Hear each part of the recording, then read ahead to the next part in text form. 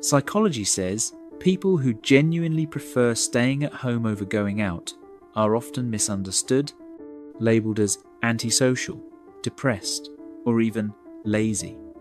But if walking through your front door and locking the world out feels less like hiding and more like finally taking a deep breath, there is a powerful psychological reason for it. You aren't avoiding life.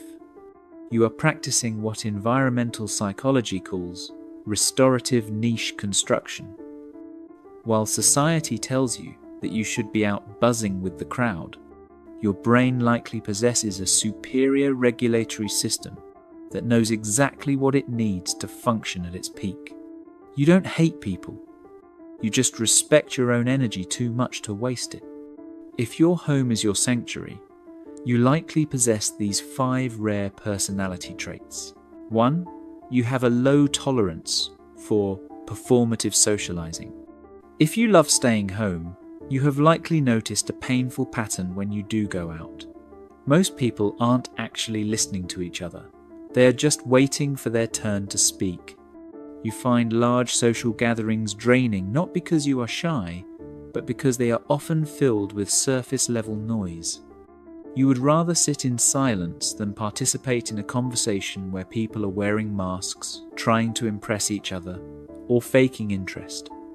Your home is the one place where you don't have to perform. You don't have to dress up, you don't have to smile when you aren't happy, and you don't have to explain yourself. You value authenticity so highly that you'd rather be alone than surrounded by people who are just pretending. 2. You possess high sensory intelligence. For many people, a loud restaurant or a crowded street is just a Friday night.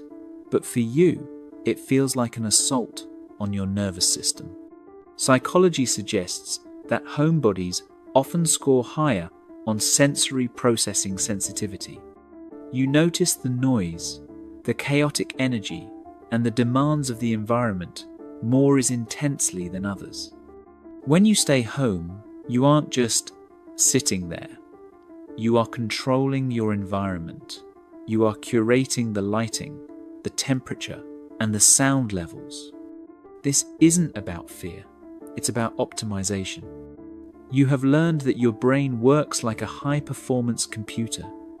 It runs best when it isn't overheating from the data of 1,000 strangers. Now, protecting your energy explains why you avoid crowds, but it doesn't explain what you actually do with that solitude. That brings us to a trait that most people overlook entirely. 3.